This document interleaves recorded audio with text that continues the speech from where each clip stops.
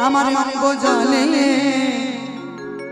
বলি কেন হে লাতে তোমায় হে অঙ্গ জলে কেন হে লাতে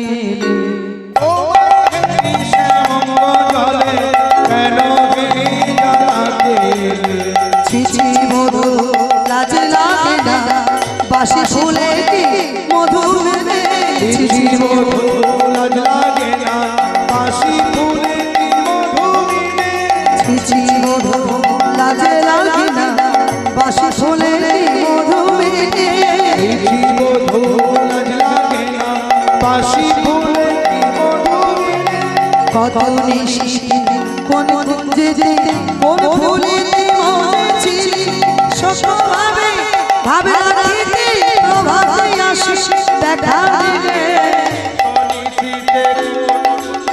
কোন ফুলে মরেছি রে সখভাবে ভাবে রাখিতে দেখা দিলে ফিরে যায় রসময় ওই আছে অসময়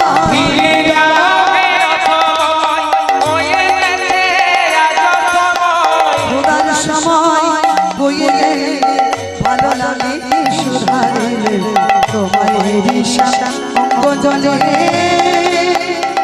ওগো তোমায় হেরিসা আমার অঙ্গ জলে ও শ্যাম এসেই যখন পড়েছো ভালোই হয়েছে শুনেছি প্রভাত কালে গোবিন্দ বদন দর্শন করিলে নাকি দিন তার ভালোই যায় ললিতা বলো না আমার রাধা রানী কোথায় ও শ্যাম তোমার রাধা দেখো কি কুঞ্জের ভেতরে মান করে বসে আছে আর তুমি কি দেখো মান সাধনা করতে পারো কিনা তাই ভগবান আমার চলেছে রাধা রানীর কাছে মান সাধনা করছি ওগো রাধে আমি যে বড় অপরাধী অপরাধী তুমি আমায় ক্ষমা করো তুমি আমায় ক্ষমা করো ও রাধা রাধা রানী রাধা রানী দেখো না আমি তোমার কাছে ক্ষমা ভিক্ষা চাই গো রাধে ও গো রাধে তুমি একটিবার আমার পানে চাও দেখো না আমি যে তোমার কাছে এসেছি গো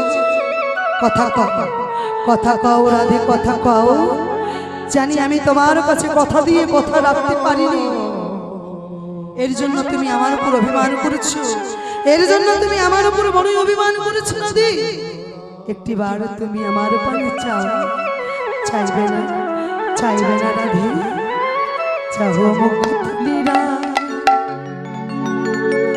রাধে চাও মুখ তুলি পড়িয়া রহিছে তোমার সোনার পুতুল ও রাধে চাও মুখ তুলিরা ওঠো না রাধে চাও মুখ তুলি পড়িয়া রহিছে হরি বল হরি বল সোনার চাও মুখ তুলিরা চাও মুখ তুলি পড়িয়া রহিছে তোমার সোনার পুতুলে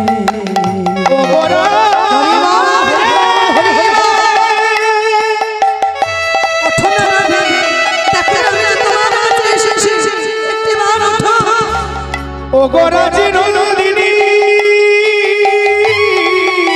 আমি যে তোমার কাছে ক্ষমা ভিক্ষা চাই রাধে ও গো রাধে বিনোদিনী এই দেখো আমি তোমার চাইছি। তুমি আর মানে অভিমানী করো না রাধে, চেয়ে দেখো রাধে, চেয়ে দেখো। তোমার ওই চরণে স্থানে দিও একটিবার তুমি আমার ওগো রাধে, হরি বল, হরি বল। ওগো বিনোদিনী, চাও তুলিবা চাও পড়িয়া রহিছে তোমার সোনার পুতুলে, পড়িয়া রহিছে তোমার সোনার পুতুলে, পড়িয়া রহিছে তোমার সোনার পুতুলে। রাধারানী মা ভিক্ষা চাইছে, কিন্তু একটি বারের জন্য রাধারানী প্রাণে বধূর দিকে চাই না। কেন? অন্তরে দর্শন করছিলেন কৃষ্ণ রূপ, তাই তো তার বাইরে চাইবার প্রয়োজন হয়নি বাবা। মাগো ভগবান আমার রাধারানীর চরণে ধরি, রাধারানীর চরণে ধরি ক্ষমা ভিক্ষা চাইলেন। এগো তাহলে রাধারানীর চরণে ধরলো কেন? রাধারানীর চরণে ধরলো কেন? এই জীবকে শিক্ষা দেবার জন্য। তমসি মম জীবন তমসি মম ভূষণ তমসি মম ভব জলদি রতনম বদস্যি যদি কিঞ্চিদপি দন্ত রুচি কৌমদি হরতি ধরতি মিরামতি গৌরাঙ্গ সারানন খণ্ডন মম শিরসি মণ্ডল। পরের লাইনটা কিন্তু আর লিখতে পারলেন না বাবা, আর লিখতে পারলেন না। তিনি কে? না তিনি হলো জয়দেব গোস্বামী, বীরভূম জেলার কেন্দ্রবিন্দু গ্রামের এই ভক্ত জয়দেব গোস্বামী ভগবানের গীত গোবিন্দম লিখছেন। লিখছেন কি? সারগারল খণ্ডল মম শিরসি মণ্ডল। পরের লাইনটা কিন্তু আর লিখতে পারলেন না। কেমন করে লিখবে গো, কেমন করে লিখবে বাবা? রাধারানীর ওই পদযুগল গোবিন্দের মস্তকে ভক্ত তো লিখতে পারে না মা। তাই শ্লোকটি অসম্পূর্ণ রেখে স্নানে চলে গেলেন। ভক্তাধীন গোবিন্দ আমার ভক্তির মনোবাসনা পূর্ণ করবার জন্য জয়দেবের রূপ ধারণ করি ডাক দিল পদ্মাকে। পদ্মা, ওগো পদ্মা। পদ্মা বলছে স্বামী আপনি এইমাত্র গেলেন, আবার ফিরে এলেন। ভগবান ছদ্মবেশে বলছে পদ্মা গো শোনো, পদ্মা শোনো, কি হয়েছে জানো? পথে যেতে যেতে জানো পদ্মা, জানো পথে যেতে যেতে সেই শ্লোকটি আমার মনে পড়ে গিয়েছে, তাই তো ভাবলাম পাচ্ছে ভুলে যাই, তাই আবার ফিরে এলাম। ওগো পদ্মা শোনো, তুমি আমার স্নানের ব্যবস্থা করো আর তুমি আমার সেবার ব্যবস্থা করো। ভগবান স্নান করলেন, সেবা করলেন, সেবা করে পদ্মাকে বলছে পদ্মা এবার তুমি সেবা করতে বসে যাও। পদ্মা বলছে স্বামী গো এখনো তো রাধা মাধবের সেবা হলো না। ছদ্মবেশী ভগবান আমার বলছে ওগো পদ্মা মনে করো না আমি তোমার সেই রাধা মাধব, তুমি এক কাজ করো, তুমি সেবা করতে বসে যাও। ভগবান গেলেন শয়ন কক্ষে, খুললেন গীতার সেই শ্লোক, ভক্তির অসম্পূর্ণ শ্লোক। ভগবান বাঁকা করে বাঁকা হাতে লিখে দিলেন কি? দেহি পদ পল্লব মুদার, কি পদ পল্লব মুদার। আর এদিকে পদ্মাবতী যেই না এক রাস তুলতে যাবে, আসল স্বামী দাঁড়িয়ে ডাক দিল পদ্মা, আরে ও পদ্মা দ্বার খোলো। পদ্মা বলছে কে তুমি? দ্বার খুলতে বলছি। সে কি তুমি তোমার স্বামীকে চিনতে পারছো না? আরে আমি জয়দেব তোমার স্বামী। দ্বার খোলো, দ্বার বন্ধ করে কি করছো? তুমি আমার স্বামী, তাহলে যিনি শয়ন কক্ষে আছেন তিনি কি? পদ্মা শয়ন কক্ষে কি আছে? পদ্মা দ্বার খোলো, তাড়াতাড়ি দ্বার খোলো।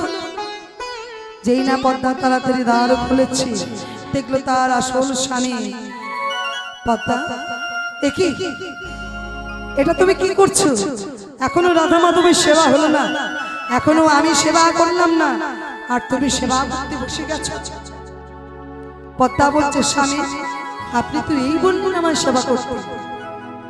জয়দেব গেলেন শয়ন কক্ষে, আর গিয়ে দেখলেন কি চারিদিকে ভেসে আসছে চন্দনের গন্ধ। বুঝতে আর বাকি রইল না, ভগবান এসেছিলেন ভক্তের কাছে। ওগো পদ্মা, পদ্মা জানো, পদ্মা জানো, আজ আমার গৃহে ভগবান এসেছিলেন। মাগো, খুললেন সেই গীতার অসম্পূর্ণ শ্লোক।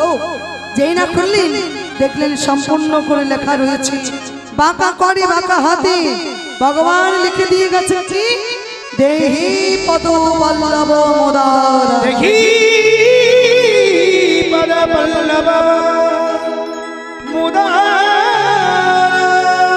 দেখো পদ্মা, দেখো দেখো, আজ আমাদের ঘরে ভগবান এসেছিল। পদ্মা, পদ্মা আজ তুমি আমার মতো স্বামীর সেবা করি, তুমি যে জগৎ স্বামীর সেবা করেছো।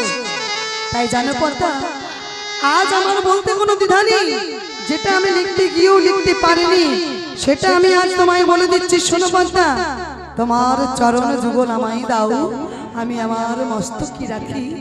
ওগো পদ্মা, শোনো পদ্মা, শোনো শোনো পদ্মা, তোমার ওই চরণ যুগল যেন চরণ ছাড়া করো না গো, চরণ ছাড়া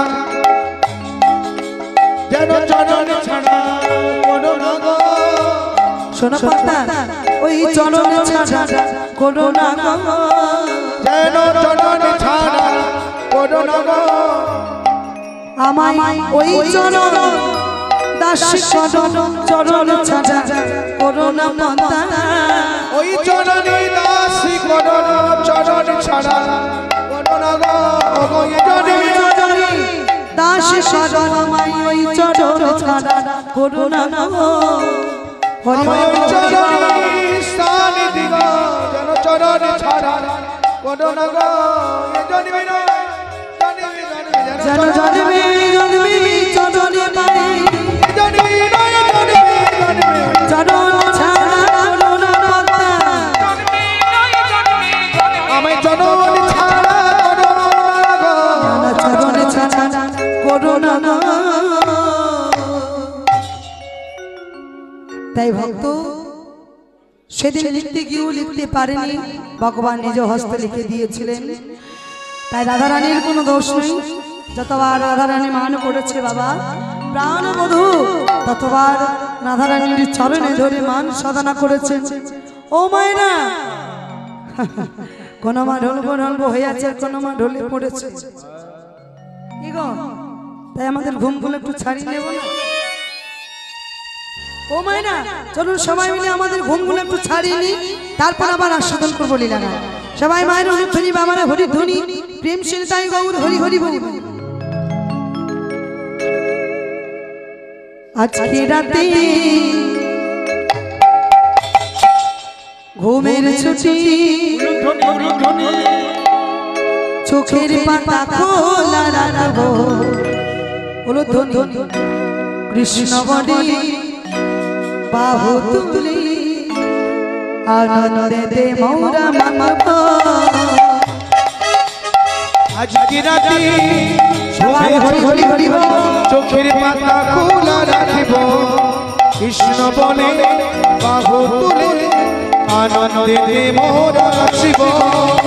আজকে রাতে ঘুমের ছুটি, চোখের পাতা খোলা রাখবো, কৃষ্ণ বলে বাহু তুলে, আনন্দে দে মৌরা মামাবো।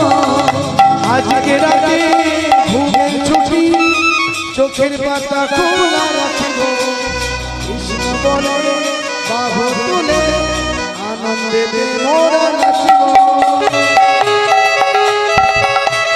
হরি বল, হরি বল, হরি বল।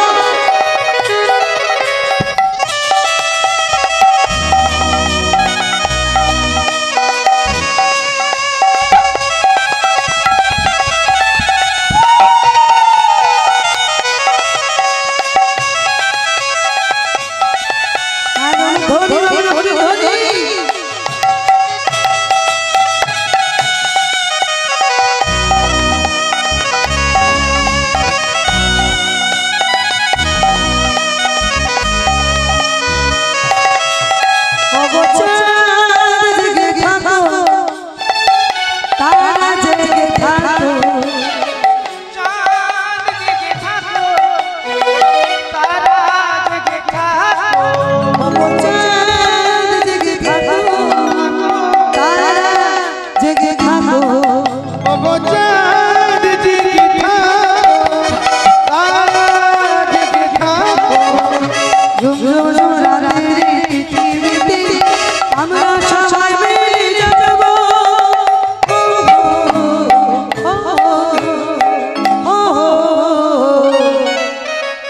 আজকে রাতে ঘুমে ছুটি চোখের পাতা খোলা কৃষ্ণ বরে মাহুরে আনন্দে দে মোরা রামত হরি বল হরি বল ছুটি চোখের পাতা খোলা রাখবো কৃষ্ণ বলে বিবাহ তুলে আনন্দে মোরা নাচিব আজকে রাতে ঘুমে ছুটি চোখের পাতা খোলা রাখবো কৃষ্ণ বলে বাহু তুলে আনন্দে মোরা রামত আনন্দে মোরা নাচব আমরা আনন্দে মোরা নাচিব আনন্দে হরি বল হরি হরি হরি বল তাই শ্রীমতী রাধারানী যখন প্রাণ গোবিন্দের দিকে চাইলেন না তখন প্রাণবধূ আমার অন্তরে কৃষ্ণকে হরণ করি কুঞ্জের বাইরে চলে গেলেন। আর যেই না কুঞ্জের বাইরে চলে গেলেন অমনি রাধারানীর মান পরিণত হলো বিরোহী। সখীদের কাছে গিয়ে বলছে ওরে ললিতা ওরে বিশাখা বান্না সখী বান্না বান্না কেমন করে পাবো আমি আমার বধূকে? সখীরে তোর বধূকে তুই কেমন করে পাবি? আরে এতক্ষণ তোর বধূ কত ডাকলো, তোর চরণে ধরে কত সাধনা করলো, একটি বারের জন্য তো তুই তার বদন করে চাইলি না। আরে ও সখী ললিতা আমি না হয় মান করেছিলাম, তোরা তো করিসনি, তাহলে তোরা কেন আমার প্রাণবধূকে ধরে রাখতে পারলি না? আরে তোরা তো ধরে রাখতে পারতিস। ও যা কিছুই হোক তুই যে সে আমাদের কি দোষী করবি আমি তো জানি। তাই করেছে কি এমন সময় মিলনে দিতে বৃন্দা এসে ললিতাকে বলছে ললিতা আরে শোন শোন সখী আজ আমাদের রাধারানীকে এত কাঁদাচ্ছিস কেন? ওরাই এত কাঁদছিস কেন? শোন তোর গোবিন্দকে যদি এনে তোর সাথে মিলিয়ে দিই বলতে পারিস তুই আমায় কি দিবি? বলছে হ্যাঁ রে তুই যদি আমার প্রাণনাথকে আমার কাছে এনে দিস তুই যা চাইবি আমি তোকে তাই দেবো। তাই বুঝছিস যা চাইবো তাই পাবো? বলছে হ্যাঁ তবে শোন আমি যদি তোর প্রাণবধূকে চাই সখী প্রাণবধূকে ছাড়া অন্য কিছু বল। হ্যাঁ রে ওরাই বলি এই জগতে শ্যাম ছাড়া চাইবার আর কি আছে বলতো সখী? তবে আমি তোর শ্যামকে চাইব না, চাইব তোদের ওই চরণ যুগল। তাই বৃন্দাবতী রাধারানীর চরণে প্রণাম জানি, চরণ যুগল মস্তকে লই চলেছে কোথায় শ্যামের সন্ধানে। জানেন মায়েরা সব জায়গায় সন্ধান করলো কোথাও শ্যাম নাই। দ্বাদশ মান সন্ধান করলো সেখানে শ্রীরাম সুদাম দাম বসুদাম সকলেই রয়েছে কিন্তু সেখানে শ্যামে নাই। খুঁজতে খুঁজতে এলো শ্রী যমুনার কুলে। শ্রী যমুনার কুলে যেই না এসেছে দেখলো কি না প্রভু আমার প্রাণবধূ আমার ওই ধুলাই গড়াগড়ি দিয়ে হারাই হারাই বলে কাঁদছে। এবার বৃন্দাবতীর স্বামীকে দেখতে এসেছে কিন্তু জানেন মায়েরা এমন ভাব করছে যেন স্বামীকে না দেখে অন্য কোনো কাজে এসেছে। আর নয়নে চলেছে আর যেখানে আর নয়নে চলেছে শ্যাম আমার অঙ্গের ধুলো বলে ঝেড়ে বসেছে। বৃন্দাকে ডাকছি, ও বৃন্দে, বৃন্দে, আরে ও বৃন্দে, আমি এখানে গো, তুমি কি আমায় দেখতে পাচ্ছ না? বৃন্দা আরতি কাছে এসে বলছে, বলি কি বলছো? তাড়াতাড়ি বলে ফেলো, তুমি কি জানো না আমি কুলের কুলবতী? তা তুমি এমন করে নাম ধরে ডাকছো কেন? বলো কি বলবে? আহা, রাগ করছো কেন? বলি একটিবার শোনো না, একটিবার তুমি আমার প্রেমময়ী রাধার সাথে মিলিয়ে দাও। তাই বুঝি? তা তোমার রাধারানী কি গাছের ফল? যখনই চাইবে তখনই পেরে দেব। রাধার সাথে মেলাতে পারি, তার আগে তোমায় নতুন বেশ নিতে হবে, আর সেটি হলো যোগীর বেশ। বলছে বৃন্দা, শ্রী যমুনার কুড়ি, বলো না আমি যোগীর বেশ পাই কোথায়? কেন গো? তুমি তোমার গুরুদেবকে স্মরণ করো, তিনি এসে সুন্দর করে তোমায় যোগীর বেশে সাজিয়ে দিয়ে যাবে। তাই স্মরণ করলেন ভোলানাথকে যমুনার জল আর দল সামলা দিয়ে। কেমন ভাবে? নব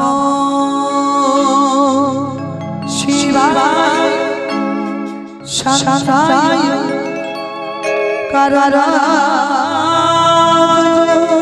বহে হবে নিবেদনামি চচ্চমানং তরঙ্গতি পরমেশ্বর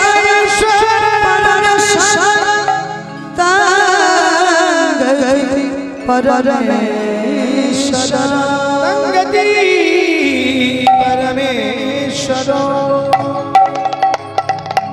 ধ্বনি বাবা হরি ধ্বনি বলয়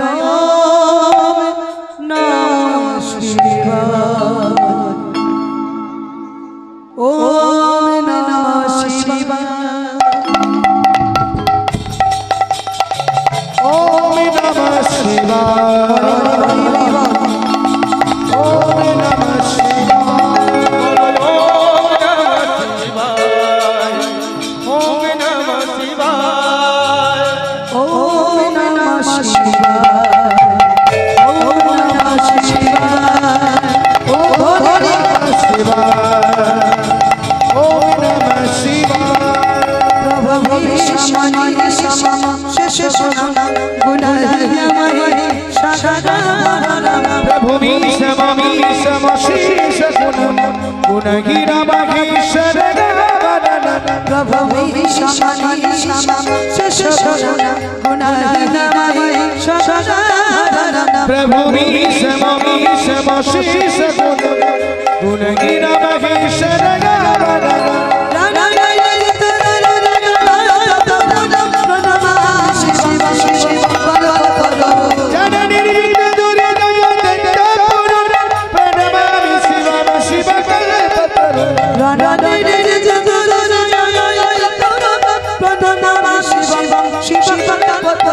जननी प्रणमामि शिवं शिवकल्पतरो। ओम नमः शिवाय, ओम नमः शिवाय, ओम नमः शिवाय, ओम नमः शिवाय। যমুনার জল শ্যামলী ভোলানাথকে ডাকছি বাবা, আর সেই দল শ্যামলা পড়লো কোথায়? ভোলানাথের চরণে না গিয়ে মস্তকে। তা দেখে পার্বতী বলছে প্রভু, আমি তো জানি তোমার ভক্তরা তোমায় চরণে অঞ্জলি দেয়, ফুল বেলপাতা দেয়, তাই না প্রভু? তারপরে তোমার এই ভক্ত কেমন ভক্ত দয়াময়, চরণে অঞ্জলি না দিয়ে দিয়েছে তোমার মস্তকে, তাও আবার ওই যমুনার জল আর দল শ্যাওলা। ভোলানাথ বলছে, জানো পার্বতী, জানো গো এ তোমার কেমন ভক্ত জানো? শোনো, ইনি হলেন আমার পরম আরাধ্যা শ্রী গোবিন্দ। শ্রী গোবিন্দের আজ ওই যোগীর বেশ বড়ই প্রয়োজন, তাই তো আমায় বারে বারে ডাকছে গো। তাই ডাকছে কেমন ভাবি? ও গো জয় শিব শঙ্কর, পরমেশ্বর জয় শিব শঙ্কর পরমেশ্বর জয় জয় জয় বাবা অনাথের মায়ের ধ্বনি বাবারা নিতাই গৌর হরি হরি বল। তুমি আমার বাবা ভোলা, তুমি আমার প্রভু ভোলা। জয় শিব শঙ্কর ভোলা মহেশ্বর জয় শিব শঙ্কর ভোলা মহেশ্বর হরি বল হরি বল। অনাথের নাথ তুমি আমার প্রভু ভোলা, তুমি আমার প্রভু ভোলা। ওগো তুমি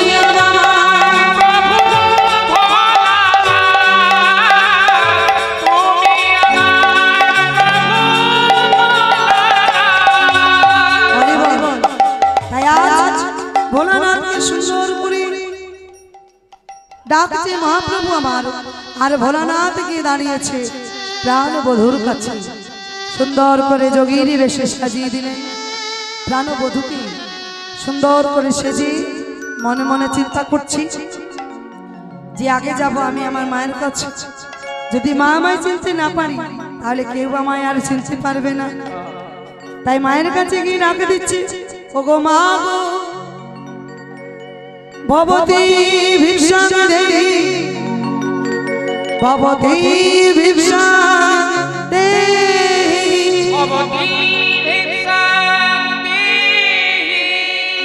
মা তাড়াতাড়ি করে বাইরে এসে যেই না যোগী বেশি গোবিন্দকে ডেকেছি, ওরে যোগী বাউর, মায়ের মনে বড় কষ্ট হলো মা। ওরে তোর কি মাতা পিতা কেউ নেই?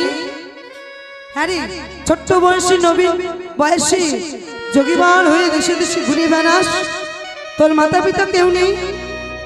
যোগী বেশি গোবিন্দ আমার মনে মনে চিন্তা করছে, মা আমায় চিনতে পারেনি, আর মা যখন চিনতে পারেনি তখন আমার আর কারু সাধ্য নেই চিনে নেবার। তাই বলছে, ও মা শোনো মা শোনো, তুমি যা ভাবছো তা কিন্তু নয়। জানো মা, জানো তো আমার না মাতা পিতা সকলেই আছে, আর তারা আছে ওই শ্রী যমুনা পাড়ে ওই কংসের কারাগারে। জানো মা, মাতা পিতা কংসের কারাগারে বন্ধ হয়ে আছে, আর তাই তো আমার পিতা ওই কংসের কারাগার থেকে আমায় পরের ঘরে রেখেছে। কেন জানো মা? কেন জানো? কংসের কারাগারে থাকলে আমায় তো বন্দি করে রাখবে, তাই আমাকে পরের ঘরে রেখেছি কেবলমাত্র দুটি খাবার জন্য। পরের মাকে মা বলে মা, আমি পরের মাকে মা বলি মা, আমি পরের মাকে মা বলি মা, পরের মাকে মা বলি মা। ওগো কেবল দুটি খাবার লাগে পরের মাকে মা বলি মা। ওগো কেবল দুটি খাবার লাগে পরের মাকে মা বলি মা। তাই জানো মা, তুমি যা ভাবছো তা নয়। তাই বলছি শোনো, আমার অনেকক্ষণ থেকে বড় ভুক লেগেছে, ক্ষুধা পেয়েছি, তাই তুমি আমায় কিছু খেতে দাও।